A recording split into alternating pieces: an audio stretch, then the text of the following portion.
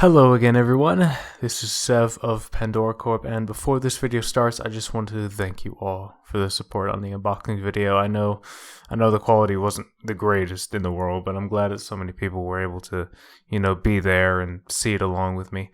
Also, I meant to do this video much sooner, but a lot of medical stuff came up and other personal projects took hold. I hope that doesn't give a negative vibe towards you all.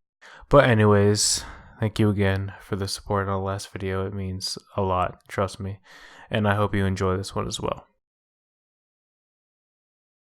In this tutorial, I will explain to you, the audience, how to play a one-on-one game of Rikkusu. Let's get started.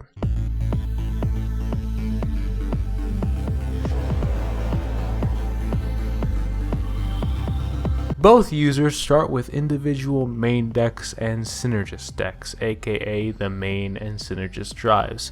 If you haven't guessed, we're going for a tech theme. There is a space next to the main drive where the common graveyard is located. In Rikkusu, it's called the death drive. Yeah, very dark. Your main drive has no resources, traps, or whatnot. All you have are cards called variants that come in normal and enhanced variety. The game works similar to Cardfight Vanguard, where these variants are what drives your game forward. No puns are intended in this video. Before the first turn, which is decided upon a weak game of rock, paper, scissors, a coin flip, or whoever is holding the other point blank at gunpoint, both users select what is known as a centric variant and place it into the center space on their grid. These are symbolized by the letter C next to the variant's power. You can only use one centric variant per duel, so choose wisely. Think of this as your deck master from Season 3 of Yu-Gi-Oh! You know, that one filler season that added pretty much nothing. Note, if you'd really like to get into the mood, be sure to scream "run centric variant" at the literal top of your lungs as you place it into the center space. Do not mind the weird looks from everyone else at the family reunion. After that tomfoolery, each user shuffles their main drive and draws 5 cards from the top. There's no actual draw phase in this game, unlike Yu-Gi-Oh! During the game, at each turn to resolution, if either user has less than 5 cards, no matter whose turn it is, they must draw cards until each user holds 5 cards once again. This is to help prepare for your next turn's moves, as well as prepare for any shenanigans your opponent gets up to. If you happen to end up with more than 5 cards, you do not need to discard or draw any other cards until you eventually end up with less than 5 cards during the resolution.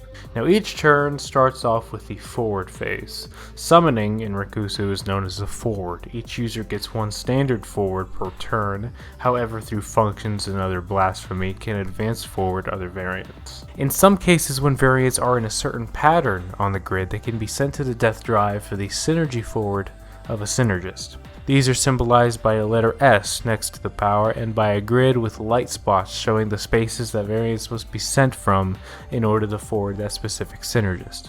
Synergists are basically stronger variants, acting as the boss monsters within archetypes and factions with much stronger abilities. Small drawback is they must be forwarded to a grid space that was previously occupied by a variant that was needed for that forward. Speaking of, there's a little mechanic in Rikkusu known as synergy, and variants obtain synergy by completing a row or column.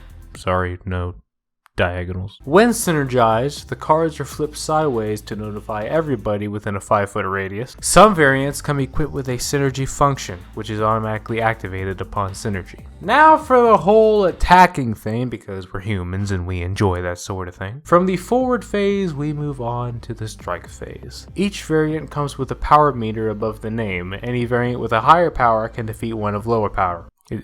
It's very complicated, stay with me here. Only one specific variant in each row or column can attack. So, let's say this variant attacks. Therefore, variants in these spaces cannot attack afterward. However, variants in these spaces can, because it does not share a row or column with the first variant. This means up to 3 variants can attack per phase while using this method. When synergized, whatever variant that attacks will gain power from the other variants in the synergized row or column that it's in. This allows otherwise powerless variants to have a chance against stronger opponents. Or if you're more sadistic, this allows stronger variants to kick the ever-living hell out of your opponent. Now keep in mind, this little bonus does not occur when a variant is being targeted for an attack, so be careful about what you leave on the grid. Whenever your variant is destroyed in battle, you are able to draw a card in what's called the drive scan to search for a hacker. Lo and behold, it says hacker. These variants come with specific functions specifically for drive scans that activate when you draw them.